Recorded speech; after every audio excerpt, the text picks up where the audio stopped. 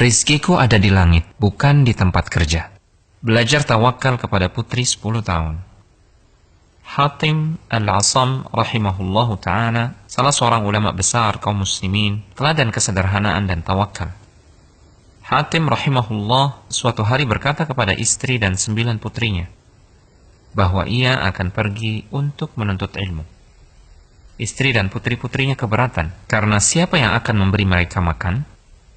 Salah satu dari putri-putri itu berusia 10 tahun dan menghafal Al-Quran. Dia menenangkan semua. Biarkan beliau pergi. Beliau menyerahkan kita kepada Zat yang maha hidup, maha memberi rizki, tidak pernah mati. Hatim pun pergi. Hari itu berlalu, malam datang menjelang. Mereka mulai lapar, tapi tidak ada makanan. Semua mulai memandang protes kepada putri 10 tahun yang telah mendorong kepergian ayah mereka. Putri hafal Al-Quran itu kembali meyakinkan mereka. Beliau menyerahkan kita kepada Zat yang maha hidup, maha memberi rizki, dan tidak pernah mati. Dalam suasana seperti itu, pintu rumah mereka diketuk.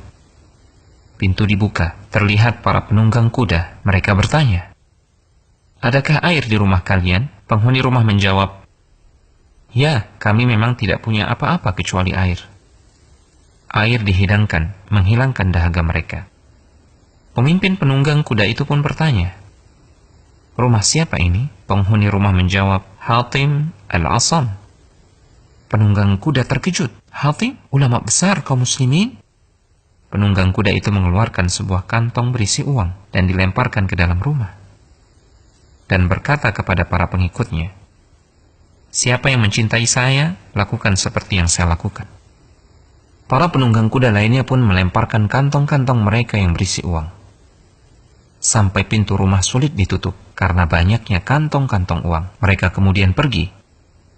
Tahukah antum siapa pemimpin penunggang kuda itu? Ternyata dia adalah Abu Ja'far Al-Mansur, Amirul Mukminin. Kini giliran putri 10 tahun yang telah hafal Al-Quran itu memandangi ibu dan saudari-saudarinya.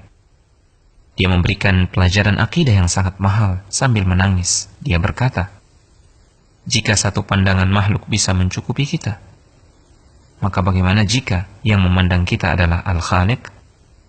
Terima kasih nak, kau telah mengingat kami yang dominasi kegelisahannya hanya urusan dunia. Hingga lupa ada Al-Hayyur Razzaq, hingga lupa jaminannya. Dan di langitlah rizki kalian, bukan di pekerjaan, bukan di bank, bukan di kebun, bukan di toko, tapi di langit. Hingga kami lupa tugas besar akhirat. Duhai Allah, janganlah engkau menjadikan dunia sebagai kegundahan terbesar kami."